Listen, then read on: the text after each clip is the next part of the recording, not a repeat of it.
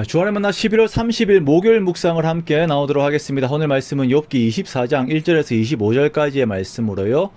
예측할 수 없는 삶의 패턴이라고 하는 제목으로 함께 묵상을 나오도록 하겠습니다. 오늘 본문에서는 규범적 지혜자들, 즉 욥의 친구들에 대한 욥의 또 다른 반론을 말씀을 하고 있습니다. 삶에 있어서 일정한 패턴이 존재한다라고 하는 것과 사람은 우리 인생에 있어서 패턴을 절대 이해할 수 없다라고 하는 태도는 상당히 큰 차이를 가지고 있습니다.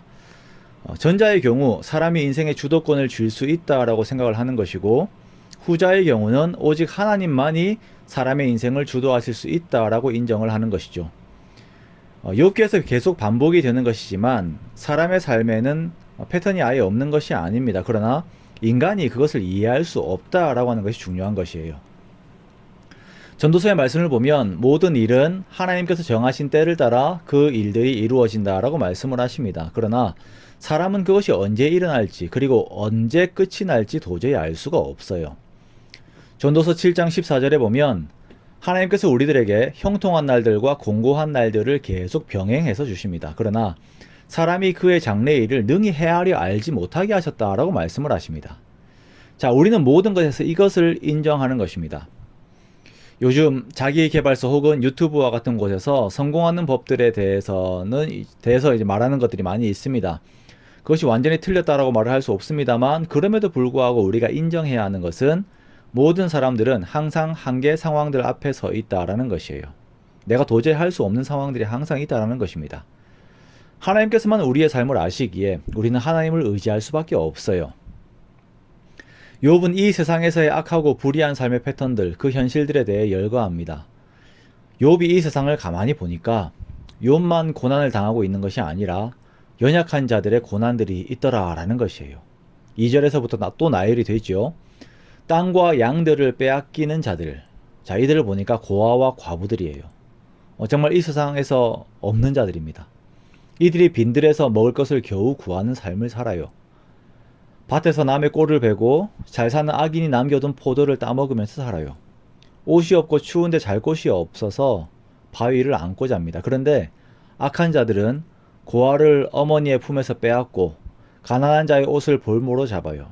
이들의 고통의 신음들이 있더라라는 것입니다. 그런데 이들이 부유한 악인들보다 더 악해서 이러한 가난한 처지에 있는 것인가? 절대 그렇지 않다라는 것이에요. 현실 속에서 일어나는 일들이 이렇게 철저하게 그들의 죄가에 따른 처벌을 받는 그 원칙에 따라서 이렇게 진행되고 있지는 않다라는 것입니다. 그렇다면 사람은 이 땅을 살아가면서 윤리적인 의식이 없이 살아도 되는가? 악인이 득세하고 선한 사람들이 고통을 받기도 하는 이 세상에서 도덕과 윤리란 과연 어떤 의미를 가지고 있는가? 자, 욥은 여기에서 그 길을 잃지 않습니다. 비록 지금은 악인들이 강포함 속에서 밤의 제왕으로 군림을 하고 있지만 반드시 그들에게 빛 되신 하나님의 심판이 이르기 때문입니다. 그들의 진상들이 낱낱이 드러나게 될 것입니다. 이들의 영화가 있지만 곡식 이삭이 잘리듯이 그 번영과 평안도 끝이 나게 될 것입니다. 악인들의 번영은 하나님께서 기회를 주시는 것이에요. 그렇기 때문에 그들이 누리는 번영이 영원하고 어떤 기준이 될 수가 없는 것입니다. 악인들로 인한 고난에 대한 그 하나님의 징계가 나의 시대에 오지 않을 때가 있습니다. 욥이 마지막에 말하는 것이 바로 이것입니다. 내가 고통당할 때 내가 내 눈앞에서 악에 대한 징계가 일어나게 된다면 속이 시원하겠는데 25절에 보면 가령 그렇지 않을지라도 라고 말할 수밖에 없는 현실적인 상황들이 있더라라는 것입니다. 내가 살아있는 동안 악인이 계속 득세할 수 있다라는 것이죠. 그러나 욥은 이 모든 것들의 심판의 권세가 하나님께 있음을 고백해요. 즉 내 때가 아니더라도 하나님께서 하나님의 때에 이것을 이루실 것이다. 그것이 하나님의 선이다. 내가 생각하는 규범들이 내가 원하는 시간에 이루어지지 않는다라고 해서 하나님이 잘못된 것이 아니라는 것입니다. 이렇게 예외적인 패턴에서도 하나님을 인정하는 욥의 믿음, 하나님을 대하는 욥의 믿음이 우리의 믿음이 되어야 할 것입니다. 우리가 도저히 이해가 되지 않는 패턴 중 하나는 십자가상의 강도가 구원을 받은 사건이지요. 어떻게 그런 일이 일어날 수가 있는가?